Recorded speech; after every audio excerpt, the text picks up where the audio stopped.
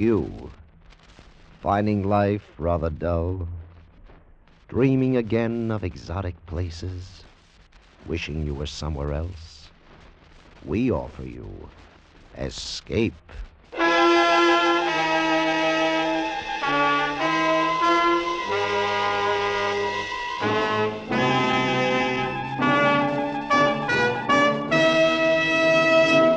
Escape with us now to the barren wastes of northern Mexico and the story of a fortune in cash to be had for the asking, as Anthony Ellis tells it in his exciting story, This Side of Nowhere.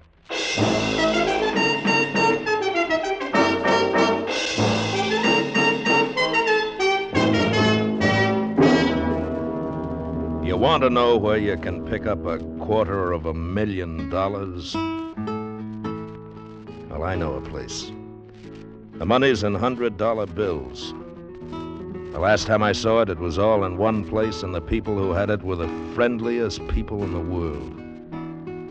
That is, if you don't mind their particular kind of friendship.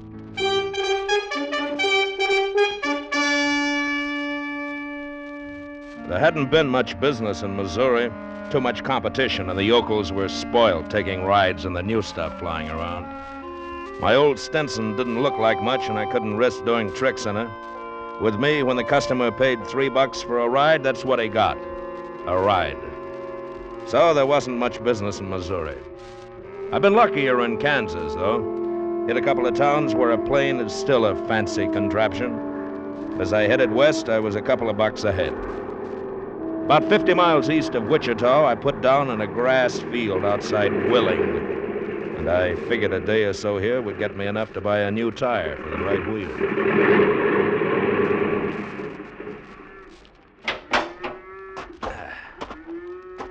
Al, hello there.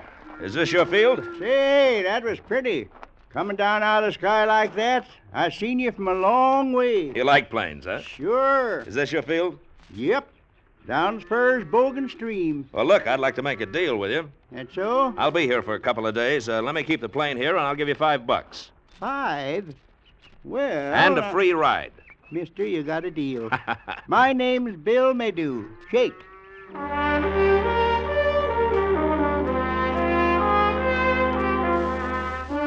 I put up my posters in town and waited, and by 6 o'clock that night, I made $36. It looked as if the town of Willing would keep me around for maybe 3 or 4 days. I put the Stinson to bed in Bill Maydew's barn and then started out to find a place for myself. The old man walked along with me. Say, have you got any suggestions where I can put up while I'm here?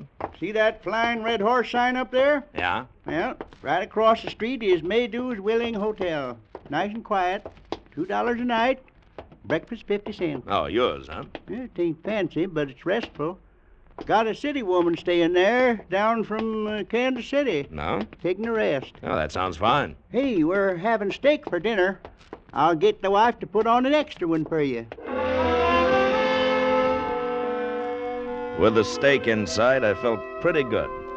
And about an hour after dinner, I got a look at the hotel's other guest.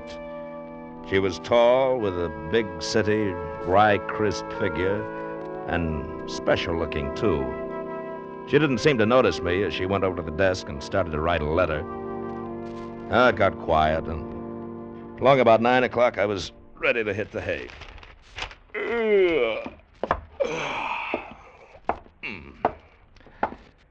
Excuse me. Yeah? You're the man with the plane, aren't you? Yes, that's right. Name's Gannett. Mr. Maydew told me about you. Oh? I'm Phyllis Naylor. Well, it's nice to meet you. I wonder if you'd do me a favor. Why, sure. I wanted to go to Wichita tomorrow, but the bus service is so bad I'd have to wait until afternoon. Oh, you want me to fly you? Yes. Well, that's about 50 miles. I'd lose business here. I'll pay you $50. 50? Well, I wouldn't lose that much. Let's make it 25. If that's what you want. Can we leave early? Anytime. 7, okay? I'll meet you down here at 7. All right. So long.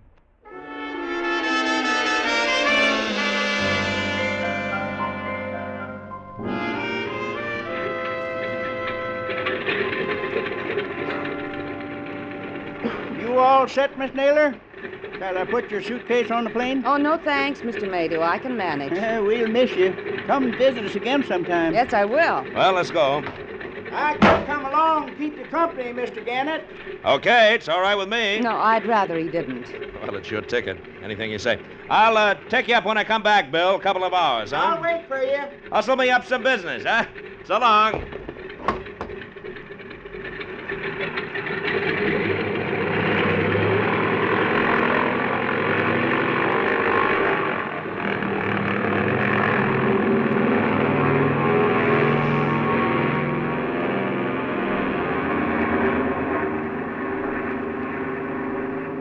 Have you done much flying?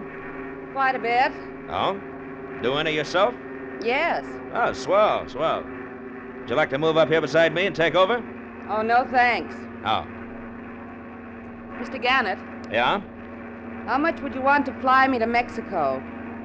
Are you kidding? No. Don't you think it might be nice? Oh, sure, but not in this crate. Short hops for me. Try the airline in Wichita. I can pay. I'll bet you can, but not me. The old windmill wouldn't take it. $5,000? 5? I could buy a ticket, but I prefer you to take me. Oh? Why? Maybe because I like you? I'm glad. Look, are you in trouble? Of course not. Well, then why don't you use a scheduled line? That's not your business. I've got the cash. Will you do it? No, you better try somebody else. We're not going to land at Wichita. Now, that's what you think. I've got a gun, Mr. Gannett. Don't turn around. Here. Hey, look, now be a good girl, will you? We've only got enough gas to get to Wichita. You're lying. The gauge says full. Well, it's broken. I'll take a chance. We can't make it in one hop. I'll have to come down sometime. That's all right. You don't want to get me in trouble, do you? No. I told you I like you. Just as long as you take me where I want to go. Head south. Go on. Okay.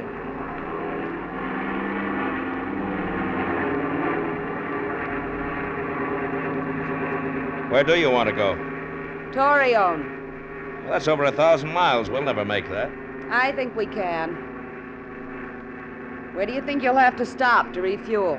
I guess we can make Dallas if we don't blow up. All right. Please remember, Mr. Gannett, I'm quite serious. I can easily shoot you and fly myself. I'd rather not. Yeah. I'll remember.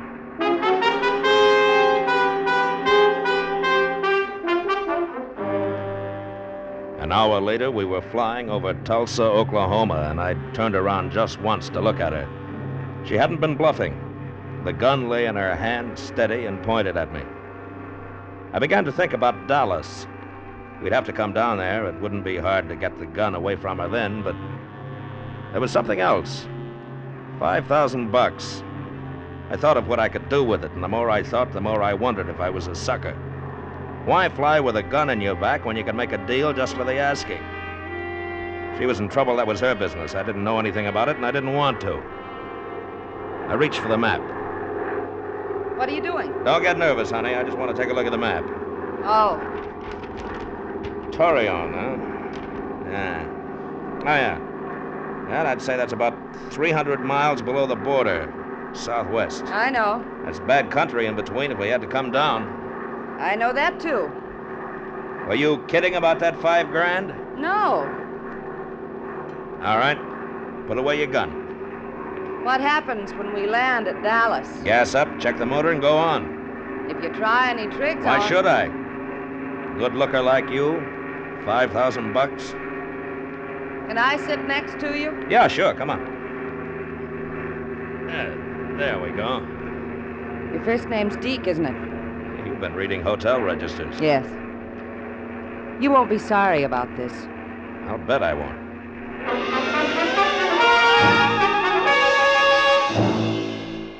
I was proud of the old windmill. I never thought she could make it, but by 5 o'clock that afternoon, we landed at a town a little north of Laredo. We talked about how we were going to get across the border. She still hadn't told me anything, but I knew that she wanted to get into Mexico with no questions asked. So we decided to steer clear of Laredo and border guards and hang around until it got dark and then take a chance. Took some extra gas aboard and went over the motor. Then there was nothing to do but wait for the night. We went to a cafe to eat.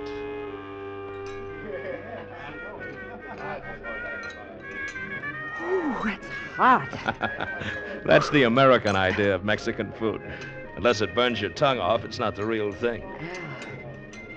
You done much night flying? Oh, plenty. Used to be with a commercial outfit. No. They fired me for fighting with a passenger. That was before the war. Flew B-24s out of England, then came back. Now I'm too old for jets and too independent for commercial jobs, so I'm just a sky bum. What's so funny? Oh, you. You sound so tough. I wonder What? about you. I think you'd make love like a high school boy. You want to find out? No. How soon do you think we can take off for Torreon? Oh, about an hour or so. What about our lights when we cross the border? We won't have any. Good. Anyone ever tell you that you're good to look at? Yes, but you can tell me again. I like your eyes. They're soft sometimes. Hi, Mac. Hi. Sometimes mean. Going to the party? It's exciting, though. No, got patrol. Hey, you're not listening to me. Well, that's the first time I've seen that. What? You looked scared when the cop came in. Come on, it's time to go.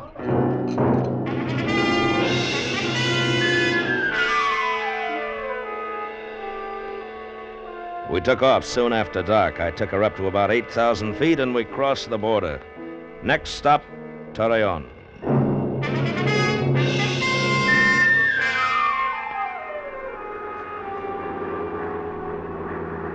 Laredo was nearly 200 miles behind us when the Stinson died. Just quit, cold. We went down nice and easy. I couldn't see anything below. All I knew was that we weren't going to make Torreon. Phyllis didn't scream. She just watched me. Then before we hit, grabbed a suitcase up and held it in her lap. I remember thinking then it was a funny thing to do. And that was all for a while.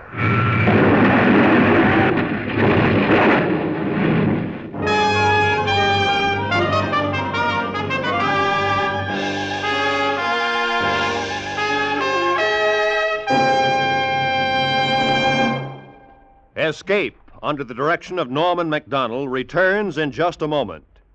You may hail from Harvard with a Ph.D., or you may come from PS00 with an E- average. It makes no difference. You're always welcome at our Miss Brooks class on CBS Sunday nights. For our Miss Brooks is played by Hollywood's Eve Arden, the star whom the nation's radio editors just voted Woman of the Year. Now, in her third successful season as the romantic schoolteacher of Madison High, Eve Arden will have you out ringing the bells for class every Sunday once you've heard her. Join her tonight. Class meets on most of these same CBS stations. And now, back to Escape.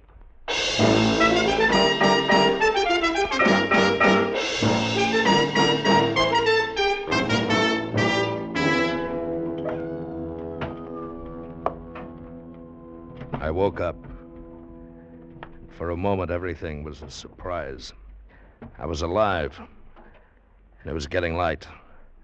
A lock of the girl's hair was falling over her eye. I reached out for it, felt it. It was wet, bloody. She was alive, but I couldn't tell how much. I looked at my watch. It was 4:30. And as the gray light came through the broken window, I saw something else. A suitcase. It had broken open and spilled out 4 or 5 neat green packages. Thing was full. Packages of new $100 bills. Must have been $250,000. Phyllis? Phyllis? Phyllis, you okay? Come on. Come on. Come on, now, can you sit up? Oh, You all right? my head hurts. I'll take it easy for a while.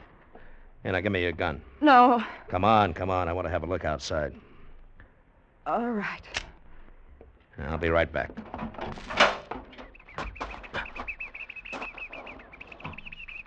We'd come down in a kind of basin, and all around were ridges and low peaks. It was rough country, all right. From what I could see, mean. I had an idea water was going to be a problem. As far as you could see, there was nothing but cactus and yucca trees.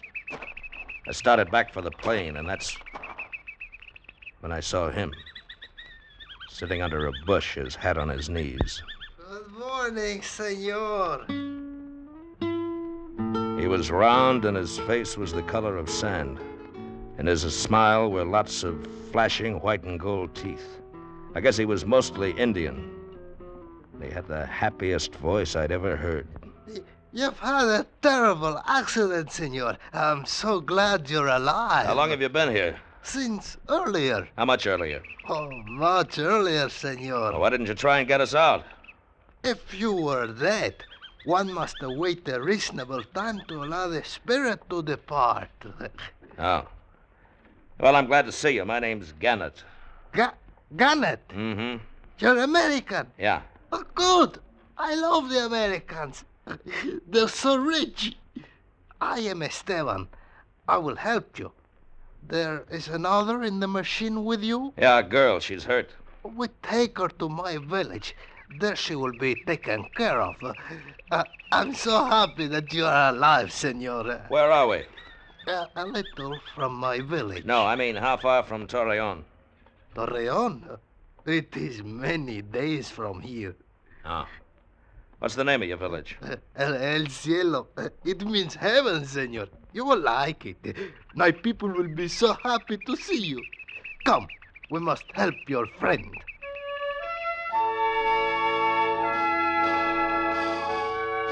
When we got back to the plane, Phyllis was on her feet, and I noticed that the suitcase was closed again. She had a cut on her head, but otherwise she was okay. She let me carry the case, and we followed Esteban for about a mile to a little canyon. And there we saw El Cielo. A dozen adobe huts sprawled over the canyon floor. Let me take your suitcase, senor. I will put it where it will be safe. No, thanks. I'll take care of it. As you wish. Once you step in here, I will bring you food and water. Thank you. Oh, it is a pleasure. I love Americans. You are our guest. We are happy to see you. How do you feel? Oh, much better, thank you. I'm not so sure about that guy. I've heard about these Indians. They're not usually very fond of Americans, or any strangers for that matter. Do you think he'll help us get to Torreon? I don't know. From the way he talks, it must be about 100 miles from here. Oh. Listen, honey, it's none of my business, but that suitcase of yours. What about it? Now, there's no sense kidding. I know what's in it. Oh. It's a good idea not to let these people know. They steal, not the way we do, but because they feel it's right. Americans are rich, and anything they've got must be valuable. They see nothing wrong in it. We've got a gun. They'll soon not have to use it. You want to tell me about the suitcase? No. Okay. We let it go at that. Esteban brought us food, and afterwards we met the rest of the village. They were very polite. Too polite. I couldn't figure it out. Maybe I don't trust people, but nobody can be that happy to see a stranger. Yeah, they gave us a hut for the night, and after the dogs had quieted down, it got very quiet. You asleep? No. How's the head? It's fine, thanks. I'm sorry about this. It's all right. We're going to have to get out as soon as we can. These people Do you are... think they'll make trouble? I don't know. They're just too happy. There's something wrong, the way our fat friend looks at you. Maybe he thinks I'm pretty. Yeah, maybe. What are you going to do about it? Look, in the morning we're going back to the plane. There's a chance I can do something to fix it up. Just a chance. Oh? Yeah. Well, You were telling me something back at the cafe in Laredo. About me? yeah, I was, wasn't I? I guess you're not very scared about all this, are you? I don't want to think about it. You ought to be thinking about it. Deke. Look, we're in a tight spot. I don't care. But I do. Maybe if we ever got out of here, that All right, high school boy. Good night.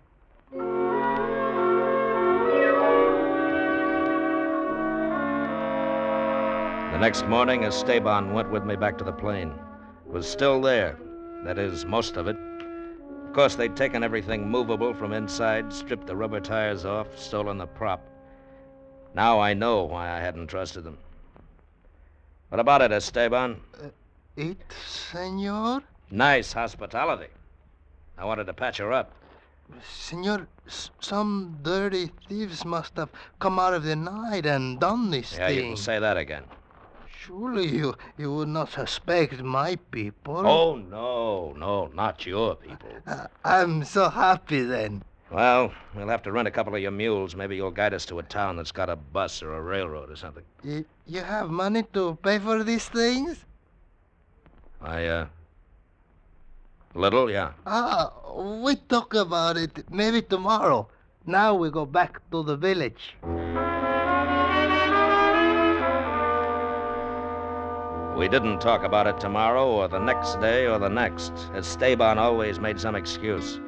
We weren't prisoners, but wherever we went, there was always one of them watching. Just watching and smiling. But there was something about those smiles. It was on the 5th day that things really went wrong. The villagers had left our hut alone, and I guess we got a little careless about the suitcase. Phyllis and I had been up to a ridge 4 miles away to take a look at the country and our chances for hiking out. When we got back, it was almost dark. The suitcase. What? It's gone. Well, I'll be... They've stolen it. You think it's funny? Stop it. Stop it! I'm sorry, but... What's that for? Don't you see how funny it is? $250,000 stolen by Indians? Where are they going to spend it? On what? Got to get it back. You help me. I'll share it with you. You will? Yes. Listen, you might as well know. Remember the bank holdup in Chicago last year? Yeah. $1 million and securities. That suitcase is part of it. A friend of mine left it with me. He got out of the country. Now he's in Torreon? Yes. I was to hang around in small towns until things got quieter. When you came along, it gave me a chance. I was to meet him in Torreon, but I don't care about him now. It's you and me. Oh. We've got to get away from here. We can go to Mexico City or anywhere. How far do you think we'd get in this country? We'll take their mules. Well, we can try. Esteban's the boy to find. You and me? Yes. Yes, don't you know that by now? Okay.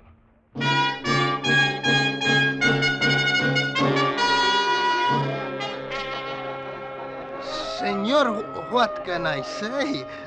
No one has been in your house. It is unthinkable. Look, do you know what this is? It is a gun, senor. Yeah. Only the rich can afford such things. I'm telling you to round up that suitcase or else. Now tell your friends. I mean it. Now go ahead. El americano dice que tenemos que devolver la maleta. Si no, se va a enojar mucho y nos fusilará a todos, incluyendo a los niños. Well? They say they are very much afraid. Get me the suitcase. We brought you here when you might have died in the desert. Surely you would not harm us. That's a lot of double talk. You brought us here to steal us blind. Senor, you have made a terrible accusation. We're very unhappy. Perhaps you would care to search the village. You get that suit. Now, what's the use? And there wasn't any use. I couldn't shoot them down in cold blood. I knew I'd never find the suitcase. I also knew that we had to get out of there. We'd lost the money, but at least for the moment, we still had our lives. I asked Esteban for mules. Senor, a terrible thing has happened. Last night, the mules strayed away. We have none left. It is a great loss. So I could call him a liar. He was, too, but I couldn't find the mules. That decided it. I'm afraid of them. Yeah, I don't like the way Esteban's been looking at that ring of yours. We're going to have to make it out on foot. Well, anything's better than staying here. Oh, if I only had that map. Oh, well, I don't think they'll try to stop us. We'll start tonight when it gets cool. You better get some sleep.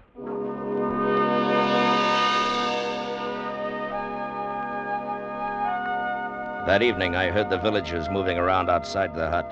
I kept our gun ready, but nothing happened. And then, about midnight, we took a couple of skins of water, some tortillas, and walked out of El Cielo. Nobody said goodbye. Nobody tried to stop us. But as I looked back, I saw in the moonlight a group of people huddled together, watching us.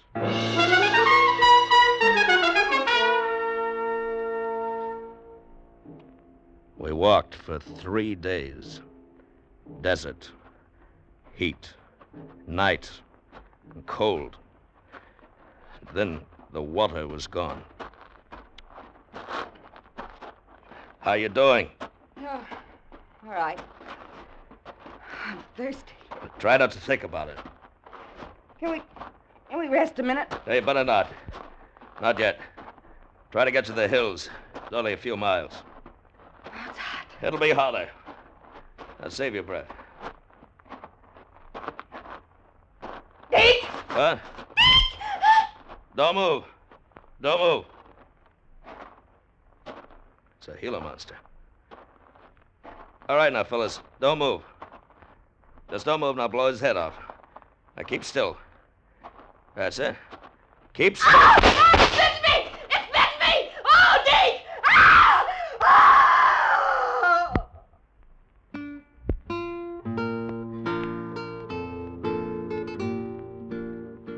She lived on for about 2 hours, and then died raving, cursing me, the money, and herself. A week later, I was picked up. That was 6 months ago. The Mexican police tried to find my plane, but I couldn't tell them where it was. They'd never even heard of El Cielo. So, somewhere in Coahuila, Mexico, there's a village. Maybe if you go down there, you'll find a suitcase with $250,000. Or maybe you'll just find kids cutting paper dolls out of $100 bills. Just crash your plane this side of Torreon, and then look for a round, smiling Indian and his happy friends.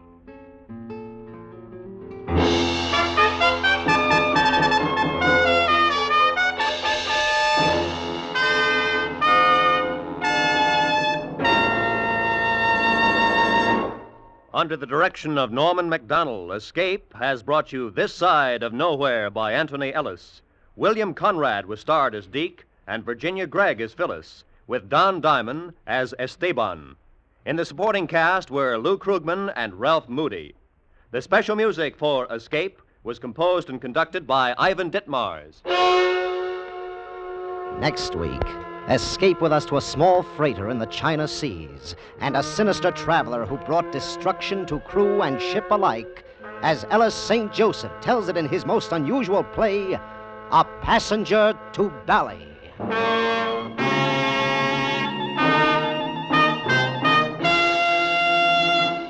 Later this afternoon, Georgia Gibbs and Nancy Reed will join Frank Sinatra on his hour-long CBS program. You'll also meet Arthur Godfrey with the latest edition of his Sunday Afternoon Digest, and J.C. Flippin with another entertaining session of Earn Your Vacation.